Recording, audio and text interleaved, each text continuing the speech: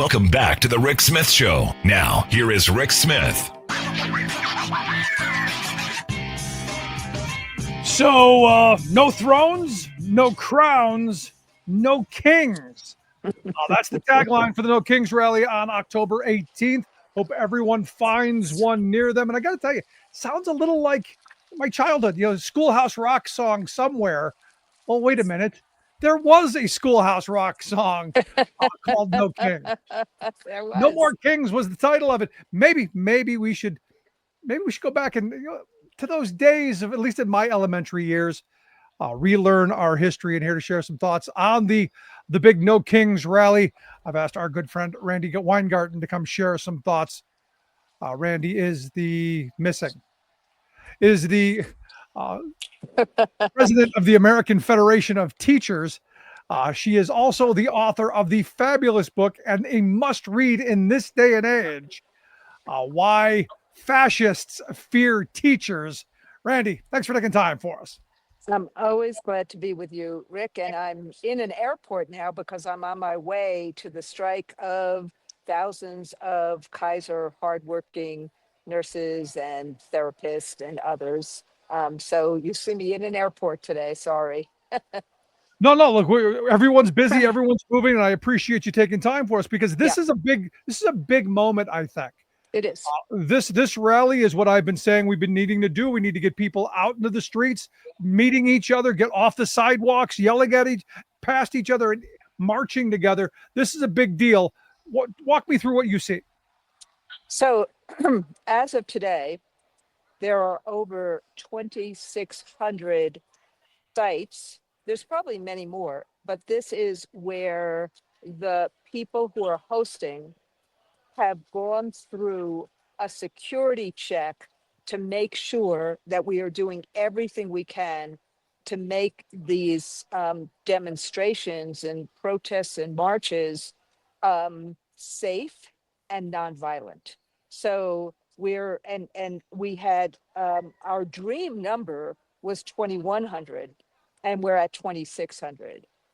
There are more people who have signed up this time than had signed up at this time for the June rally. And we have done Indivisible, Move On, ourselves, SEIU is now one of the anchor partners for this October 18th. Every one of these big rallies we have done before has been peaceful and nonviolent. Now, why do I dwell on that before I even say what it's about? Because in the last few days, the party that has walked away from democracy is now smearing those of us who believe in democracy. I mean, I don't know about anybody else, but I have never actually found an Antifa chapter or an Antifa member. I don't even know if they exist. And certainly those of us who are protesting on Saturday, October 18th, we love our country. We believe in our country. We want the promise of America for everyone. But that starts kind of like, and sorry to put the social studies hat on, that starts like it actually started 249 years ago when the people, the men who wrote the Declaration of Independence, the white dudes who wrote the Declaration of Independence, the one thing that they believed in more than anything else was that we would never in America have a king or a monarch or a dictator ruling us again. And here, 249 years later, the people of America are saying, regardless of what else you think, we need a democracy where the people, not a president, rules and governs, not somebody who abuses power. Yeah, exactly right. And what's happening right now is that there is this huge rush by the Trump administration to not just smear their enemies, but indict their enemies, even when they have no evidence, to disappear people, to militarize our streets with the National Guard who does not want to be there. This is not America. And so what you have is you got a lot of people, a lot of middle-aged ladies, and a lot of young kids, and a lot of everything in between, who are basically saying, sorry about the fly, are basically saying, no, this is not who we are. This is not what we want. We need to actually have a democracy where the people's voice matter, not an abuse of power by somebody who is the president of the United States. No, absolutely. And I started off by referencing the Schoolhouse Rock song, "No More Kings," because look, we're going to elect a president. No more kings. We're going to do what the people want. No more kings. We're Right. going to run things our way. No one's going to tell us what to do. And yet, it seems like we're rushing to this. So, as the civics person here in the room, I mean, when you see this "No Kings" moniker, when you see this push to reaffirm government of, for, and by we The the people. people. What do you say? What do you want people to know from this? What's the lesson in this for us going forward? Well, the first lesson is kind of, sorry for anybody who's taken any of my classes. It's kind of like, okay, there's a do now. There's a lesson goal, but there's a do now. The do now is I'm asking everyone to find one of the No Kings rally. Don't go by yourself. Go with a friend, go with a family member, but go. If you believe in us having a democracy, and if you believe in a voice, if you believe in us actually dealing with housing prices, healthcare prices, making sure that education is such that it works for all the people. If you want a president to actually solve problems, not make things worse, if you want America that looks to its future, not its past, if you want us to fight for the promise of America, whatever you want, whatever your aspirations are about actually having an America that listens to each other, that solves our problems, go to one of these rallies. No, They will be absolutely. peaceful. They will be joyful. That's what I want people to do on Saturday. And then after Saturday, what I'm hoping is that the President of the United States of America actually remembers his oath of office to be about solving problems of Americans, not actually trying to settle scores with his political opponents. Solve America's problems, get grocery prices down, deal with healthcare issues, deal with housing, reopen the government by actually talking to Americans. Do what you're trying to do internationally, nationally, in terms of creating a peace and having an environment where everyone can thrive. And the big part of this for me, as an organizer, is this is an opportunity for people to meet others in the streets, find a friend, the networking, the organizing that comes out of this. Because the march is one thing, the rally is one thing, but it's what comes after. It's all of the Correct. building. Because look, I've been saying, we built the 20th century off the backs of the New Deal, but that wasn't because FDR was benevolent or a wonderful leader. It's because people were in the streets. My grandparents' generation were ripping this country apart brick by brick for dignity and respect. It was the organizing of the 20s. So here we are 100 years later. We got to get back to Exactly right. We have to, but we have to, even if we disagree with each other on a boatload of issues, America's society, America has always been about our better days are ahead of us, not behind us. And it's about a society that comes together and compromises our issues and settles our differences. And that's what a democracy is. That's what we, the people, are. A king is one that makes the decisions by himself. There's never, a dictator is one that makes the decisions by himself. A democracy is one where could be messy, it's not efficient all the time, but it is about us having the right to actually have a future based upon the rule of law, based upon being treated fairly, not chaos, not corruption, not cruelty. And so there's a lot of people that are going to be marching for a lot of different things, but you're absolutely right, Rick. The issue of community is absolutely essential here. And Americans are good people, but we have a right to not expect this kind of cruelty, this kind of threat, this kind of chaos, this kind of corruption. We have a right to expect our government that works for us. So negotiate with the Democrats, deal with the health premiums.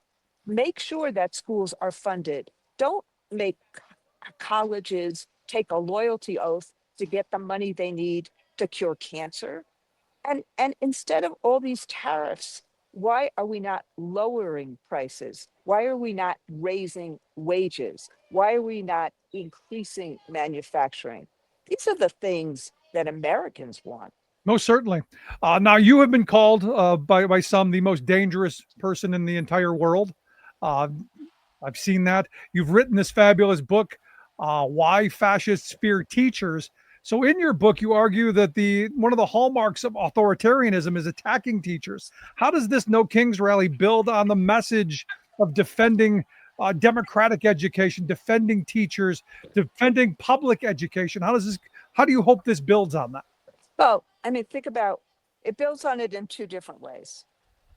First, what a society does together, and teachers do it in their classrooms and on their campuses, is that regardless of diverse viewpoints, regardless of differences, we bring people together in classrooms to share the values of freedom and to share the values of learning.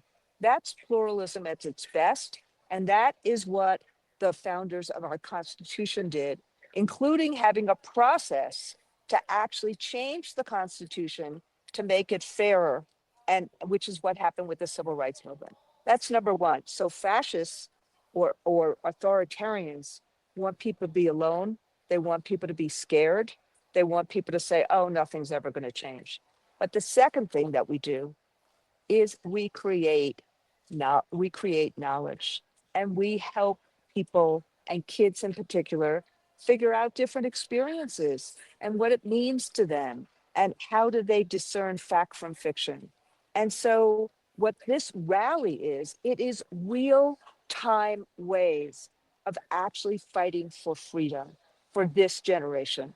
And that is what we in this generation are doing, fighting for our rights, fighting for our freedom to speak, our freedom to assemble, our freedom, which is the pillar of our Constitution. So that's what it's about. It is going to be a learning experience. Peaceful, joyful, lots of fun signs, people coming together to say, no, Yeah. no kings, no crowns. Let us actually redeem, fight for the promise of America for everyone. Because as you know, we started off with this whole no idea of no kings, this idea of for and by we the people. I think it needs to be hammered home. Sadly, I thought it was in our DNA. I thought it was something that we all grew up believing: red hat, blue hat, no hat. But again, something that we need to. I think it is in our DNA, Rick. I think that's one of the reasons.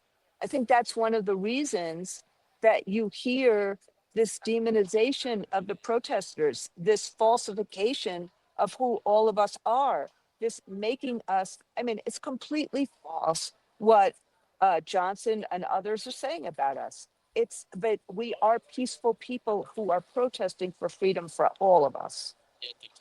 Well, I'm looking at this and the responses that I've seen from Republicans, and I kind of want to get your thoughts on this because you alluded to Johnson saying that this is the Hate America rally.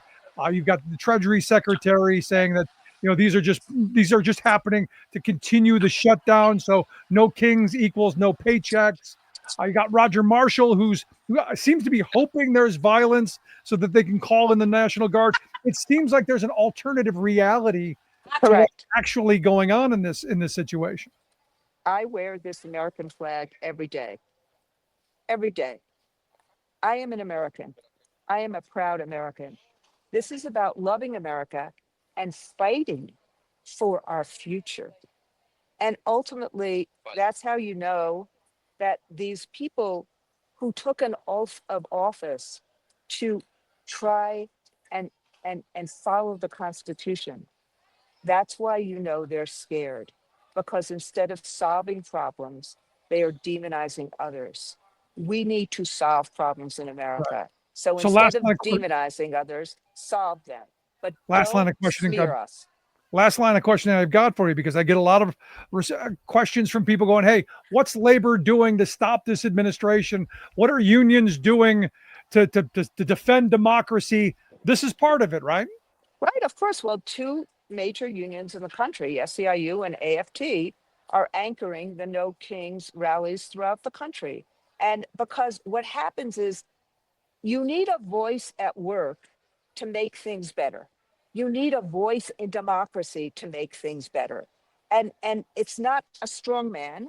It's not a boss that basically says, I'm going to fire you. You know, you're going to get this. The other person is going to get that. You need somebody who's going to make things fair as a boss. You need somebody who's going to make things fair as a president.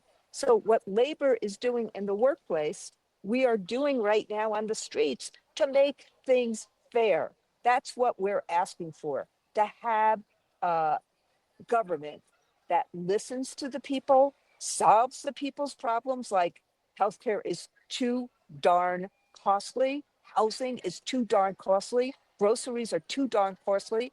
Solve those problems. Don't make it worse. No, absolutely. But the question I keep getting is why is it just SEIU and AFT? Why isn't it the entire movement? And how do we get the entire movement on board on a lot of these issues? Whether it's the immigration stuff, whether it's the shutdown, whether it's, our dear leader, our unitary executive. Well, let me say this. I'm a school teacher. I prefer to look at things as the glass half full, not half empty.